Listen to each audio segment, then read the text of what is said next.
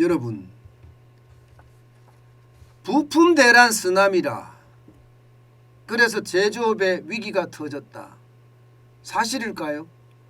여러분, 이거 사실입니다. 기사가 많이 안 나와서 그렇지요. 실제로 말입니다. 제조 현장에는요, 부품 대란 터졌습니다. 엄청나게 터졌습니다. 당장 말입니다. 여러분, 이거 한번 보세요. 유라코아퍼레이션이에요. 유라코아퍼레이션. 유라코아퍼레이션의 건순길 총괄 임원이 이야기하는 걸 보면 공장은 폐쇄됐고 배는 항구에 묶였다. 이게 중국 이야기거든요. 예. 중국이 도시봉쇄령을 내려서 지금 대한민국의 부품 공장들은 줄줄이 폐쇄되고요. 예. 상하이 항구는 원활하고 이야기하지만 사실은 배가 이미 묶여서 심각한 상황이라고 이야기합니다. 여러분, 중국에 이게 물량을 내리거나 혹은 물량을 싣고 갈 배가 대기하는 게 얼마인지 아세요? 지금 어마어마하게 늘었습니다.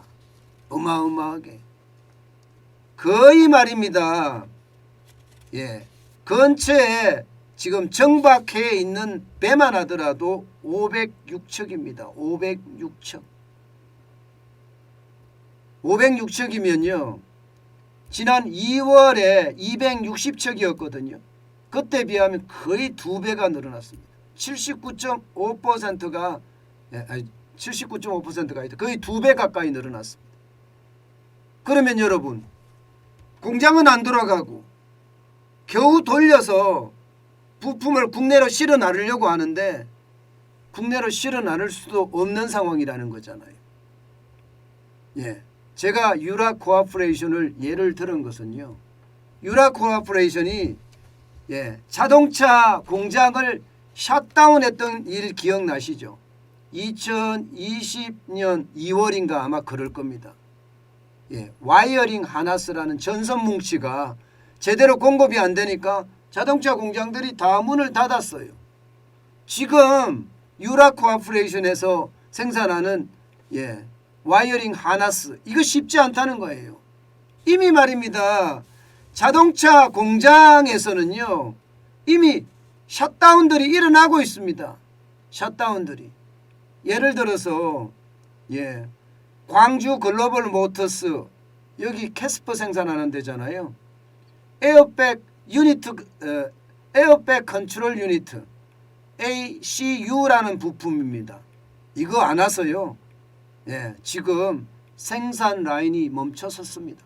쉽게 말하면 셧다운이 된 거예요. 기아차나 현대차도 마찬가지입니다. 와이어링 하나스가 지금 조달이 안 돼서 K8인가요?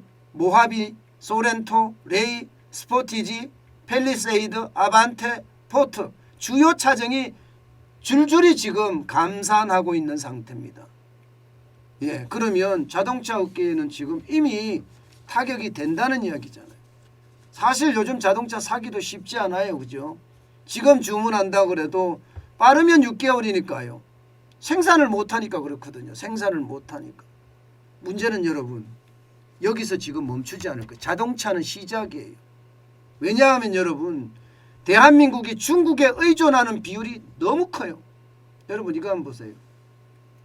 마그네슘이나 잉곶, 이것은 자동차나 스마트폰 소재입니다. 중국에 의존하는 의존도가 100%입니다. 산화텅스텐, 이거는 의료기기나 반도체 소재로 쓰는데 중국의 의존도가 94.7%예요. 네오디움 영구자석은요, 전자제품의 경량화에 주로 쓰는데 86.2%고요. 수산화 리튬도 2차전지 소재인데 83.5%예요. 여러분, 이것을 보면 말입니다. 여러분들이 느끼시는 거 하나가 딱 있죠. 지금 자동차만 문제가 아니구나. 반도체나 가전이나 심지어 말입니다. 좀 더 확대를 하면 화장품이나 의료까지도 지금 문제가 생기겠구나. 이런 생각 여러분 들지 않으세요? 지금 그만큼 말입니다. 중국에 엄청나게 의존하고 중국을 계속 믿고 있다가 또 이렇게 부품 대란의 쓰나미가 터졌고요. 이 부품 대란의 쓰나미가 결국 생산 라인 가동을 완전 중단할 수밖에 없는 상황으로 점점 몰고 가고 있다는 이야기입니다. 그래서 충격이 될 수 있다는 이야기예요. 그런데 여러분, 이렇게 마그네슘 잉굼이나 상화 텅스텐이나 이렇게 말하는 것은 이게 개별 지금 원자재잖아요. 여기서 좀 더 나아가면요, 실제로 중국에 의존하는 모든 것을 가져가면 여러분 심각합니다. 여러분 보세요. 중국의 80% 이상 수입을 의존하는 비중이 엄청 품목수가 엄청나게 많습니다. 중국에만 1850개예요. 1850개. 미국에도 503개고 일본에도 438개잖아요. 그중에서 중국에서는요, 미국에 비하면 거의 4배 가까이 되나요? 3배 반? 일본에 비하면요, 이거는 거의 한 6배는 안 되나요? 5배? 5배도 안 되나? 4배는 넘네, 4배는. 이렇게 말입니다. 의존하는 부품 수가 많기 때문에 그에 따르는 충격도 진짜 커질 거라고 이야기합니다. 문제는 여러분, 이게 단시간 안에 끝나지 않는다는 거예요. 단시간 만에. 정경련에 따르면요, 이거 좀 길어질 거다. 이제 어떻게 생각하면 중국의 코로나 확산은 시작이다. 베이징까지 확산이 되고 중국 전역을 한번 창궐해서 한 바퀴 휘 돌면요, 중국 전체의 어떤 모양새가 굉장히 어려워질 거다, 이렇게 이야기합니다.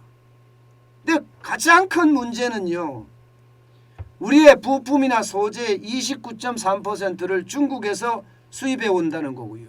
중간재 중에 27.3%를 중국에 의존하고 있다는 사실입니다. 이렇게 의존하면 여러분, 이거 진짜 제조업이 위기에 들어간다는 거 사실입니다. 제가 여러분 이거 누누이 이야기를 했거든요. 많이 이야기도 했고요.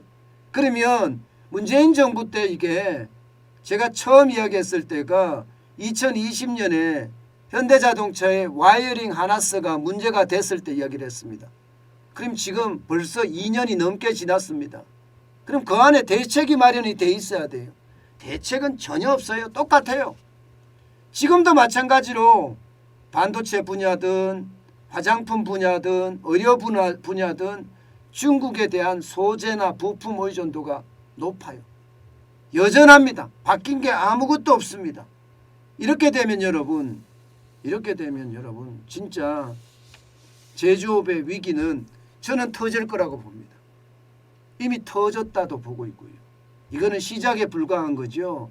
앞으로 더 커지게 되면 그 충격이 저는 시장 전체로 확대되지 않을까, 그런 두려움마저 일고 있습니다. 중국은요, 이게 남의 여건을 봐주는 그런 나라가 아니에요. 러시아도 마찬가지고 미국도 마찬가지일 수 있습니다. 강대국의 논리라는 것은 힘의 논리이기 때문에 너네들이 살아남으려면 살아남든지 이게 다예요. 그런 상황이라면 여러분, 중국의 코로나 정책은 제로 정책을 당분간 고수할 가능성이 크잖아요. 시진핑 3년임이 될 때까지 간다고 생각을 하면 여러분, 이게 시장의 어떤 그 위협은요, 점점 커질 수밖에 없습니다. 저는 빠른 대책이 충격을 덜 가져올 거라고 생각합니다. 그래서 그래요. 윤석열 정부에서는 그런 일이 일어났으면 좋겠어요. 가장 빠르게 말입니다, 여러분. 리쇼링이라고 하나요? 해외에 있는 중국 공장들 아니면 해외에 있는 우리 공장들 말입니다. 빨리 국내로 들어올 수 있게끔 정부의 어떤 엄청난 지원책이 아마 뒤따라야 될 것 같아요. 저는 그게 가장 중요하다고 생각해요. 다른 나라로 옮겨가는 게 중요한 게 아닙니다. 자국 우선주의가 계속되기 때문에 저는 그거보다 중요한 거 리쇼링, 해외 공장을 국내로 끌어왔을 때 어떻게 해줄 거냐, 여기에 대한 문제, 여기에 집중해야 된다고 봅니다. 참 답답하네요. 그죠? 진짜 답답해요. 경제를 뒷전으로 놓고 있으니까 더 답답한 것 같습니다.